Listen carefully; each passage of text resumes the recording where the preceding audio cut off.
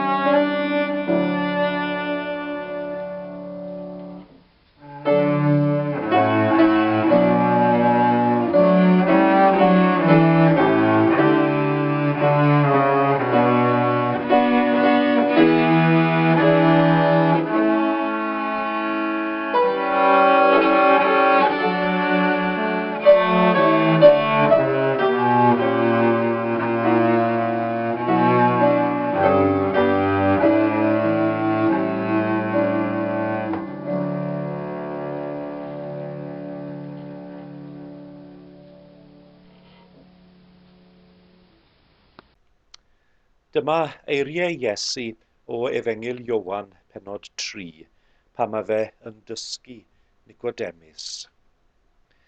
Cododd Moses neidr bres ar bolyn yn yr anialwch, byddai I, mab y dyn, yn cael fy nghlodi yr un fath. Bydd pawb sy'n credu yno fi yn cael bywyd tragwyddol.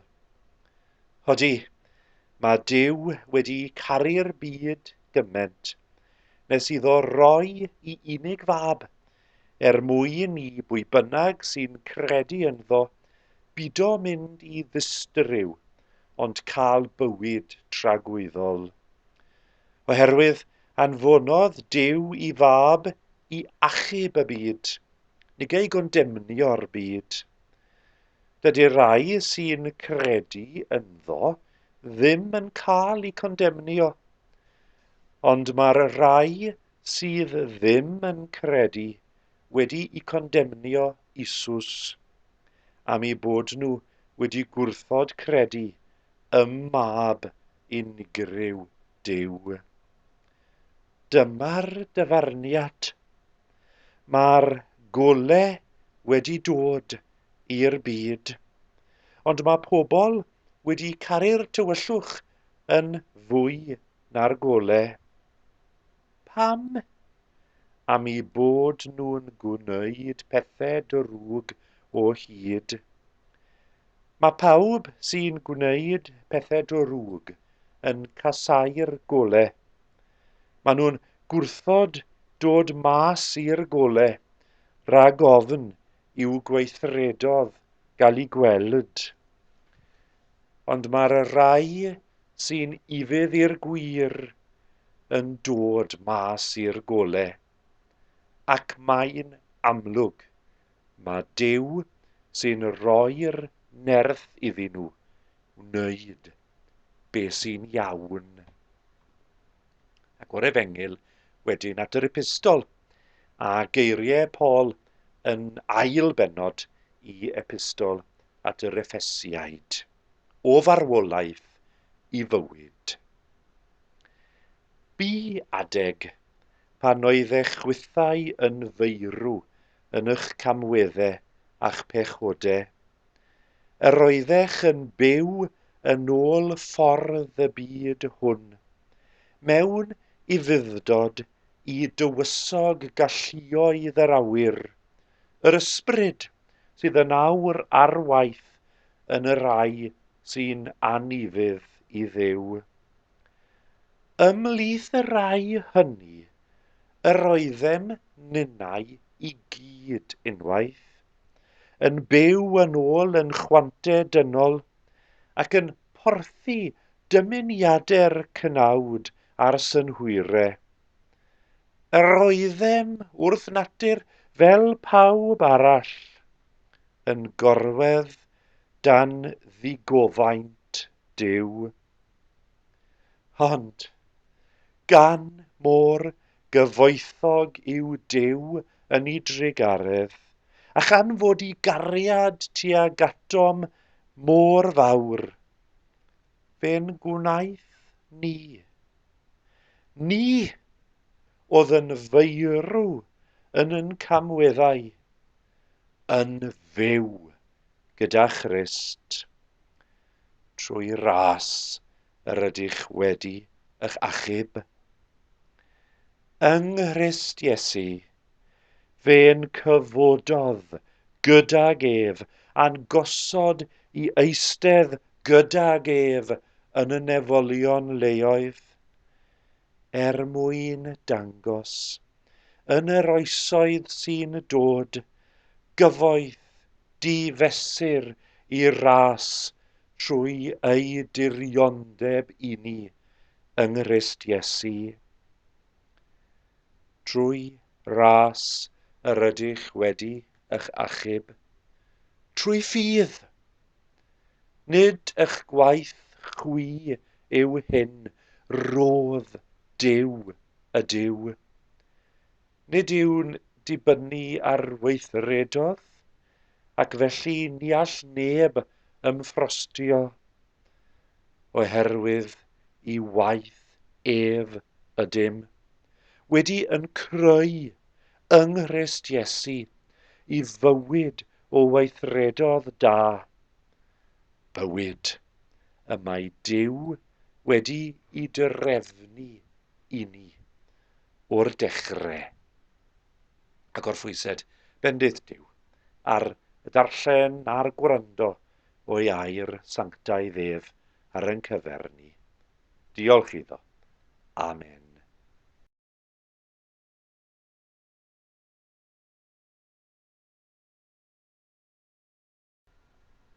Gadewch I ni weddio gyda'n gilydd. Am brydferthwch dy fyd di o Dduw, y rown diolch bob dydd.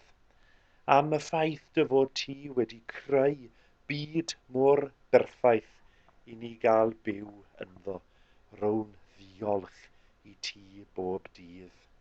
Ac am y ffaith dy fod ti wedi'n gosod ni mewn cymdeithas lle mae yna bobl o'n cwmpas ni i'n caru ni ac I ofalu amdano ni, rown ddiolch I ti o Dduw. Ond yn fwy na hyn I gyd, yn fwy na'r creiad a'r byd a theulu a chymdogaeth, rown ddiolch I ti am Iesu Grist yn arglwydd ac yn waredwr ar ein bywydau ni. Wedi'n caru ni yn y modd mwyaf perffaith, wedi rhoi I fywyd drosom ni. Gwna ni o Dduw yn rai ffyddlon iddo fe. Gwna ni yn rai sydd yn dymuno dilyn yn ôl I drad ef o ddydd I ddydd, ac I fyw yn fwy perffaith, o eiliad I eiliad ac o awr I awr, yn ôl y gras a roddwyd I ni, yn ei farw aberthol drosom ni. Cyflwyno ni ti anghenion yn byd ni heddi. Cyflwyno ni ti y sawl ddim yn timlo fel dathlu heddi ar sul y mamau. Yn timlo rhywsut neu gilydd bod nhw wedi cael ei gadael lawr gan ei teuluodd a gan ei ffrindiau. Bydd dithau gyda nwthau o Dduw. Bydd yno mendia pob perthynas sydd wedi cael ei rwygo a ro perthnasau newydd i'r sawl sydd yn timlo ar goll yn unig a heb deulu na chyfaill yn y byd. Gwrando yn gweddiau preifat personol ni yn ogystal a'n rai gyhoeddus ni. Cofiwn rai heddi sydd yn galaru, falle yn galaru am y tro cynta leni wedi gorfod ffarwelio a mam neu mam gi yn y flwyddyn nath hibo. Bydd gyda rai sydd yn dost hefyd, a rai nawr sydd yn timlo pwysau y blynyddoedd yn faich arnyn nhw, ac yn meddwl ta hond gwendid sydd yn un o dweddi nhw. Bydd dithau hynno o Dduw. Cod gwythau a ninnau o'n parlus a dangos I ni. Ta Iesu yw arglwydd bywyd. Iesu, fel y sarff yna wedi godi ar bolyn yn yr anialwch, yn rhoi bywyd I bob un a edrych arno. Glewn ni felly am mynd I ofyn y pethau mae I gyd yn enw Iesu, a'n dysgodd pan yn gweddio I ddweud, yn tad, yr hwnnwyd yn y nefoedd, sancteiddiau'r dy enw. Deled y deyrnas, gwneler dy wellus, megis yn y nedd, felly ar y ddeiar hefyd. Dero I ni heddiw ein bara beunyddiol, a maddau I ni ein dyledion, fel y myddeiwn ninnau i'n dyledwyr. Ac nac arwain ni hi brofedigaeth, eith yr gwared ni rag drwg. Canis eiddo ti yw'r deyrnas a'r nerth a'r gogoniant yn oes oesoedd. Amen. Falle bod chi'n cofio'r dyddiau na pan o'ch chi'n gallu bwco eich gwyliau, pan o'ch chi yn medru edrych drwy'r llyfr o'r siop teithio a medru dewis ble rwch chi am fynd. A pan o'ch chi'n dod wedyn ni i ddod i gyflawni'r bwco, mi fyddech chi yn dewis, lleoliad a'r dyddiad a'r gwesti, ond mi fydde yna flchau eraill i'w llenwi, neu falle fydde'r asiant yn y siop teithio yn gofyn i chi mae un peth o'r optional extras yma? I chi mae un llogi car?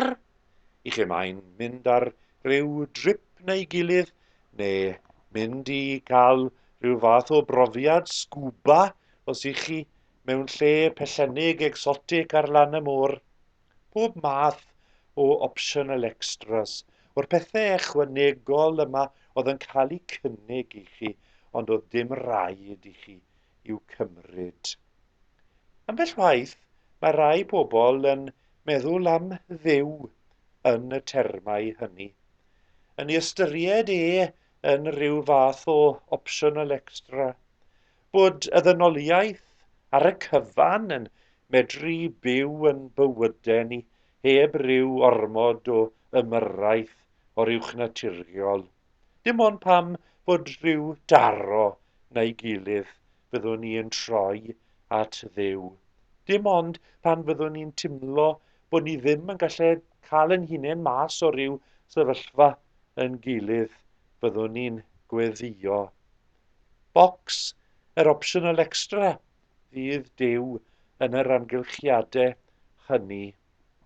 Ond yr hyn mae Paul yn ceisio darbwyllo yr eglwys yn Effesus ohono yw nad optional extra y bo gras Duw, y bo i bresenoldeb ef yn ei bywydau chwythau a'n bywydau ninnau, ond fod i angen ef arno ni yno yn y canol, yn graidd i'n bywydau ni. Dyma sut mae fe'n crynhoi y darn yma o bennod 2. Trwy ras yr ydych wedi eich achub, trwy ffydd, a dyma'r geiriau allweddol, nid eich gwaith chwi yw hyn. Roedd Duw ydyw. Nid yw'n dibynnu ar weithredoedd ac felly ni all neb ymffrostio.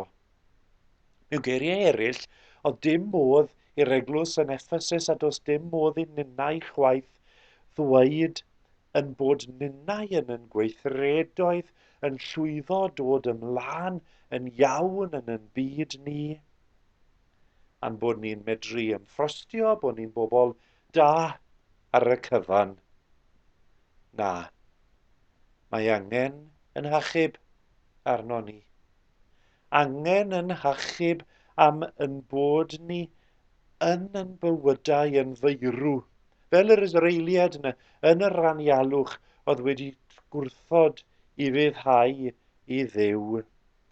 Mae angen y sarf efydd yna wedi godi ar bolyn arnyn nhw.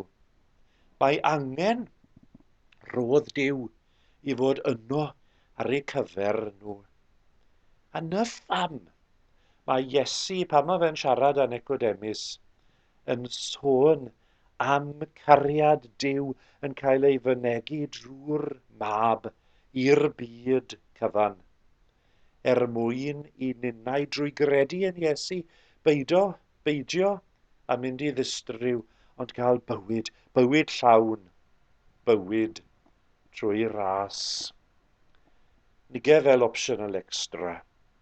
Nige fel ryw flwch ychwanegol rydyn ni yn medru i dicio mwyn cael rhywbeth extra mewn bywyd, rhywbeth ychwanegol, opsiynol mewn bywyd.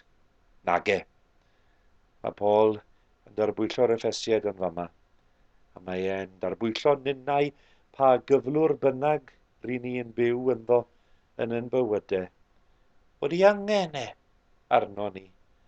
Mae dyma'r ffordd rydyn ni'n cael yn hachub, ond bod yr achubiaeth honno ar gael i bawb yn Iesu Grist, ein gwaredwr. Diolch iddo. Amen. Ar ddiwedd yr Oedfa fel hyn, mae wedi dod yn arferol i mi bellach i gadw ni mewn cyswllt â beth sydd yn digwydd yn yr ofalaeth a'r cynlluniau i ailagor Oedfawon wyneb i wyneb. Rydyn ni wedi penderfynu ar hyn o bryd i beidio cymryd y cam hwnnw yn syth, ond yn hytrach i edrych ar gyngor y Llywodraeth tuag at y dyfodol yn y gobaith y byddwn ni yn medru ail ystyried y sefyllfa unwaith eto mewn rhyw fis.